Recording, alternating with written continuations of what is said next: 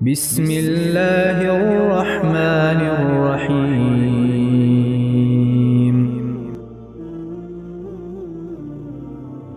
رسول اللہ صلی اللہ علیہ وآلہ وسلم نے فرمایا کہ علامات قیامت میں سے یہ ہے کہ علم دین کم ہو جائے گا، جہل ظاہر ہو جائے گا، زنا بکثرت ہوگا، عورتیں بڑھ جائیں گی اور مرد کم ہو جائیں گے، حتیٰ کہ 50 عورتوں کا نگران صرف ایک مرد رہ جائے گا۔ صحیح بخاری حدیث نمبر 81۔ رسول اللہ صلی اللہ علیہ وسلم نے فرمایا کہ میں سو رہا تھا، اسی حالت میں مجھے دودھ کا پیالہ دیا گیا، میں نے خوب اچھی طرح پی لیا، حتیٰ کہ میں نے دیکھا کہ تازگی میرے ناخنوں سے نکل رہی ہے۔ پھر میں نے اپنا بچا ہوا دودھ عمر بن الخطاب کو دے دیا۔ صحابہ رضی اللہ عنہم نے پوچھا، آپ نے اس کی کیا تعبیر لی؟ آپ صلی اللہ علیہ وسلم نے فرمایا، علم۔ صحیح بخاری حدیث نمبر 82۔ حجۃ الوداع میں رسول اللہ صلی اللہ علیہ وسلم لوگوں کے مسائل دریافت کرنے کی وجہ سے منا میں ٹھہر گئے تو ایک شخص آیا اور اس نے کہا کہ میں نے بے خبری میں ذبح کرنے سے پہلے سر منڈا لیا۔ آپ صلی اللہ علیہ وسلم نے فرمایا، اب ذبح کر لے اور کچھ حرج نہیں۔ پھر دوسرا آدمی آیا، اس نے کہا کہ میں نے بے خبری میں رمی کرنے سے پہلے قربانی کر لی۔ آپ صلی اللہ علیہ وآلہ وسلم نے فرمایا، اب رمی کر لے اور پہلے کر دینے سے کچھ حرج نہیں۔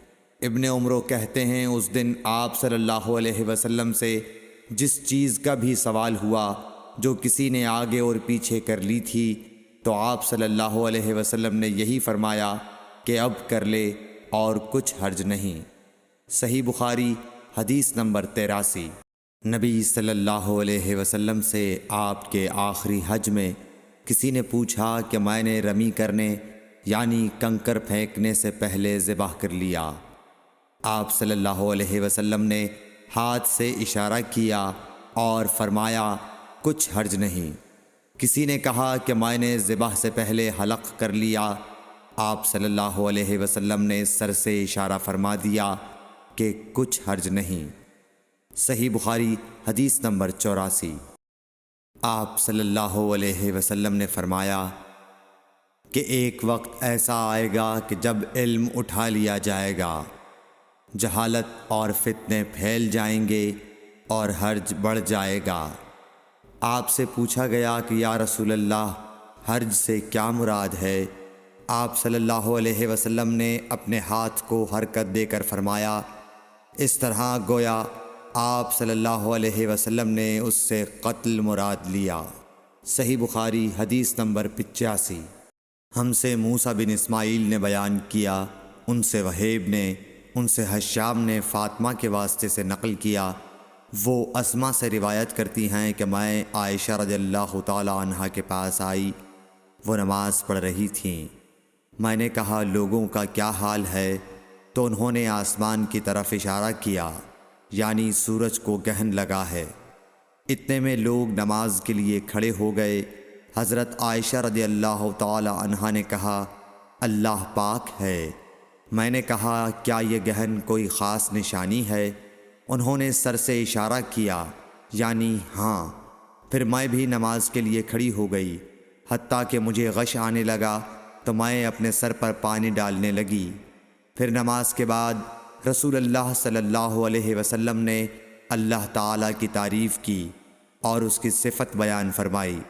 پھر فرمایا، جو چیز مجھے پہلے دکھلائی نہیں گئی تھی، آج وہ سب اس جگہ میں نے دیکھ لی، یہاں تک کہ جنت اور دوزخ کو بھی دیکھ لیا، اور مجھ پر یہ وحی کی گئی کہ تم اپنی قبروں میں آزمائے جاؤ گے۔ مثل یا قرب کا کون سا لفظ؟ حضرت اسما نے فرمایا، میں نہیں جانتی۔ فاطمہ کہتی ہیں، یعنی فتنہ دجال کی طرح آزمائے جاؤ گے۔ کہا جائے گا قبر کے اندر کہ تم اس آدمی کے بارے میں کیا جانتے ہو؟ تو جو صاحب ایمان یا صاحب یقین ہوگا، کون سا لفظ فرمایا؟ حضرت اسما نے، مجھے یاد نہیں۔ وہ کہے گا، وہ محمد اللہ کے رسول صلی اللہ علیہ وسلم ہیں جو ہمارے پاس اللہ کی ہدایت اور دلیلیں لے کر آئے تو ہم نے ان کو قبول کر لیا اور ان کی پیروی کی۔ وہ محمد صلی اللہ علیہ وسلم ہیں۔ 3 بار اسی طرح کہے گا، پھر اس سے کہہ دیا جائے گا کہ آرام سے سو جا، بے شک ہم نے جان لیا کہ تو محمد صلی اللہ علیہ وسلم پر یقین رکھتا تھا۔ اور بہرحال منافق یا شکی آدمی، میں نہیں جانتی کہ ان میں سے کون سا لفظ حضرت اسما نے استعمال کیا، تو وہ منافق یا شکی آدمی کہے گا کہ جو لوگوں کو میں نے کہتے سنا میں نے بھی وہی کہہ دیا، باقی میں کچھ نہیں جانتا۔ صحیح بخاری حدیث نمبر 86۔ قبیلہ عبد القیس کا وفد رسول اللہ صلی اللہ علیہ وسلم کی خدمت میں آیا۔ آپ صلی اللہ علیہ وسلم نے دریافت کیا کہ کون سا وفد آیا ہے یا یہ کون لوگ ہیں؟ انہوں نے کہا ربیہ خاندان کے لوگ ہیں۔ آپ صلی اللہ علیہ وسلم نے فرمایا کہ مبارک ہو قوم کو آنا یا مبارک ہو اس وفد کو جو کبھی نہ رسوا ہو نہ شرمندہ ہو۔ اس کے بعد انہوں نے عرض کیا کہ ہم ایک دور دراز کونے سے آپ کے پاس آئے ہیں اور ہمارے اور آپ کے درمیان کفار مضر کا قبیلہ پڑتا ہے۔ اس کے خوف کی وجہ سے ہم حرمت والے مہینوں کے علاوہ اور ایام میں نہیں آ سکتے، اس لیے ہمیں کوئی ایسی قطعی بات بتلا دیجئے کہ جس کی ہم اپنے پیچھے رہ جانے والے لوگوں کو خبر دے دیں اور اس کی وجہ سے ہم جنت میں داخل ہو سکیں۔ تو آپ صلی اللہ علیہ وسلم نے انہیں 4 باتوں کا حکم دیا اور 4 سے روک دیا۔ اول انہیں حکم دیا کہ ایک اللہ پر ایمان لائیں، پھر فرمایا کہ کیا تم جانتے ہو کہ ایک اللہ پر ایمان لانے کا کیا مطلب ہے؟ انہوں نے عرض کیا اللہ اور اس کا رسول زیادہ جانتے ہیں۔ آپ صلی اللہ علیہ وسلم نے فرمایا ایک اللہ پر ایمان لانے کا مطلب یہ ہے کہ اس بات کا اقرار کرنا کہ اللہ کے سوا کوئی معبود نہیں، اور یہ کہ محمد صلی اللہ علیہ وسلم اللہ کے سچے رسول ہیں، اور نماز قائم کرنا، زکوٰۃ ادا کرنا اور ماہ رمضان کے روزے رکھنا، اور یہ کہ تم مال غنیمت سے 5واں حصہ ادا کرو، اور 4 چیزوں سے منع فرمایا، دبا، حنتم، مزفت کے استعمال سے۔ اور چوتھی چیز کے بارے میں شعبہ کہتے ہیں کہ ابو حمزہ بسا اوقات نقیر کہتے تھے اور بسا اوقات مقیر۔ اس کے بعد رسول اللہ صلی اللہ علیہ وسلم نے فرمایا کہ ان باتوں کو یاد رکھو اور اپنے پیچھے رہ جانے والوں کو بھی ان کی خبر کر دو۔ صحیح بخاری حدیث نمبر 87۔ عقبہ نے ابو احاب بن عزیز کی لڑکی سے نکاح کیا تو ان کے پاس ایک عورت آئی اور کہنے لگی کہ میں نے عقبہ کو اور جس سے اس کا نکاح ہوا ہے اس کو دودھ پلایا ہے۔ یہ سن کر عقبہ نے کہا مجھے نہیں معلوم کہ تو نے مجھے دودھ پلایا ہے، نہ تو نے کبھی مجھے بتایا ہے۔ تب سوار ہو کر رسول اللہ صلی اللہ علیہ وسلم کی خدمت میں مدینہ منورہ حاضر ہوئے اور آپ سے اس کے متعلق دریافت کیا تو آپ صلی اللہ علیہ وسلم نے فرمایا کس طرح تم اس لڑکی سے رشتہ رکھو گے، حالانکہ اس کے متعلق یہ کہا گیا۔ تب عقبہ بن حارث نے اس لڑکی کو چھوڑ دیا اور اس نے دوسرا خاوند کر لیا۔ صحیح بخاری حدیث نمبر 88۔ حضرت عمر سے روایت ہے کہ میں اور میرا ایک انصاری پڑوسی دونوں اطراف مدینہ کے ایک گاؤں بنی امیہ بن زید میں رہتے تھے جو مدینے کے پورب کی طرف بلند گاؤں میں سے ہے۔ ہم دونوں باری باری حضرت صلی اللہ علیہ وسلم کی خدمت شریف میں حاضر ہوا کرتے تھے۔ ایک دن وہ آتا، ایک دن میں آتا۔ جس دن میں آتا اس دن کی وحی کی اور رسول اللہ صلی اللہ علیہ وسلم کی فرمودہ دیگر باتوں کی اس کو خبر دے دیتا تھا، اور جب وہ آتا تو وہ بھی اسی طرح کرتا۔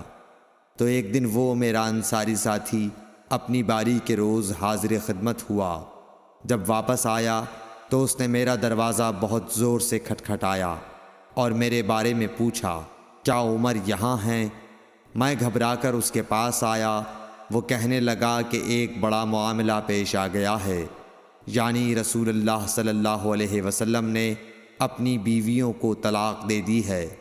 پھر میں اپنی بیٹی حفصہ کے پاس گیا، وہ رو رہی تھی۔ میں نے پوچھا کیا تمہیں رسول اللہ صلی اللہ علیہ وسلم نے طلاق دے دی ہے؟ وہ کہنے لگی میں نہیں جانتی۔ پھر میں نبی کی خدمت میں حاضر ہوا۔ میں نے کھڑے کھڑے کہا کہ آپ نے اپنی بیویوں کو طلاق دے دی ہے؟ آپ صلی اللہ علیہ وسلم نے فرمایا نہیں، یہ افواہ غلط ہے۔ تب میں نے تعجب سے کہا اللہ اکبر، اللہ بہت بڑا ہے۔ صحیح بخاری حدیث نمبر 89۔ ایک شخص حزم بن ابی کعب نے رسول اللہ کی خدمت میں آ کر عرض کیا یا رسول اللہ، فلاں شخص معاذ بن جبل لمبی نماز پڑھاتے ہیں، اس لیے میں جماعت کی نماز میں شریک نہیں ہو سکتا، کیونکہ میں دن بھر اونٹ چرانے کی وجہ سے رات کو تھک کر چکنا چور ہوتا ہوں اور طویل قرات سننے کی طاقت نہیں رکھتا۔ ابو مسعود راوی کہتے ہیں کہ اس دن سے زیادہ میں نے کبھی رسول اللہ صلی اللہ علیہ وسلم کو وعظ کے دوران اتنا غضبناک نہیں دیکھا۔ آپ صلی اللہ علیہ وسلم نے فرمایا اے لوگو، تم ایسی شدت اختیار کر کے لوگوں کو دین سے نفرت دلانے لگے ہو۔ سن لو، جو شخص لوگوں کو نماز پڑھائے تو وہ ہلکی پڑھائے، کیونکہ ان میں بیمار، کمزور اور حاجت والے سبھی قسم کے لوگ ہوتے ہیں۔ صحیح بخاری حدیث نمبر 90۔